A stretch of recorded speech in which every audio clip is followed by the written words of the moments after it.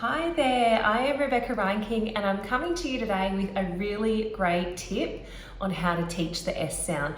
And we're going to introduce to the child a new sound. It's a metaphor, so it's a way of describing how to make the S sound, but we're not going to call it the S sound.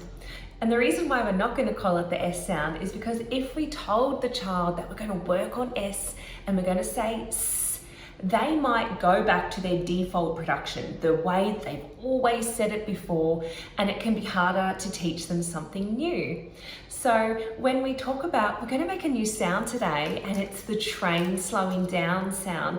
We're giving the child a fresh start and a clean slate to learn the sound, hopefully clearly and more correctly, so that they can say it in their words. And the reason why we're going to use a train, and I want to preface this by saying this is not the only metaphor you can use, but we're using a train, and this can really help children who have familiarity with trains. Maybe they watch Thomas, maybe it's just an interest of theirs. We're going to use this as the basis of what our new sound is. And this is how you teach it. We're going to say to the child, have you ever heard the sound that a train makes when it's on the tracks? And you might do something like this. We're going to make a really long sound like this. Now what I'm actually doing is I'm making what we call a long T. This trick, it is based off the long T method. And the idea is that we make these long aspirated, T sounds. And then we make it longer. I'll show you how we do that. It can help the child get a more accurate, clear production for S. So we're going to make these aspirated T's and get the tongue in a nice position.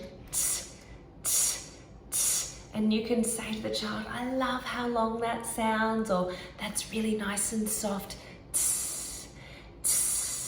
And then we're going to say, now we're going to put on the brakes, so we're going to slow the train down. You can use either one of these two concepts, or use them together.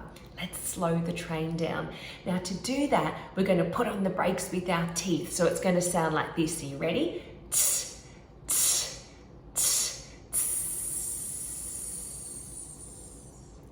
And what we've done is, if we've made that long T sound, we've made it even longer, and we've turned it into an S without the child realizing.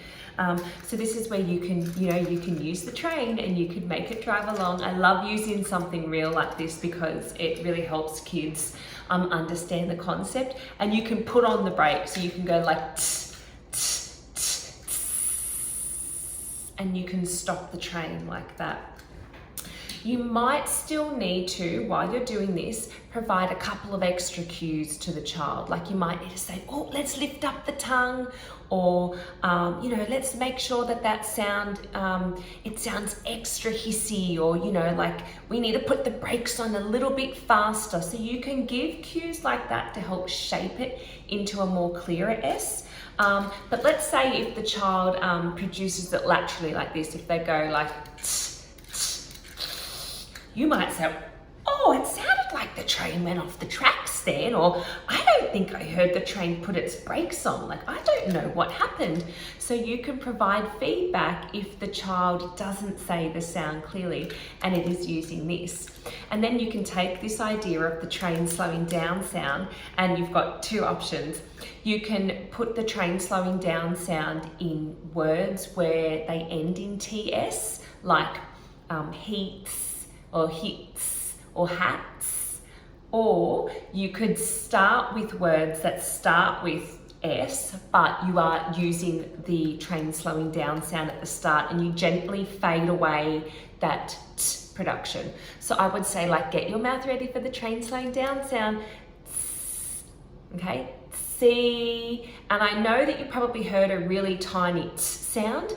You might say to the child, I bet you can put the brakes on all by itself without making it slow down. Sun, sun, and shape it. Sun. I like how soft that one sounds. So take this metaphor and tweak it and make it your own, but I just want you to know that there are so many different ways that we can teach and help to elicit the S sound. If you need more ideas, if this metaphor didn't work, the train slowing down sound, I have a lot of other metaphors that you can use in our S&Z handbook.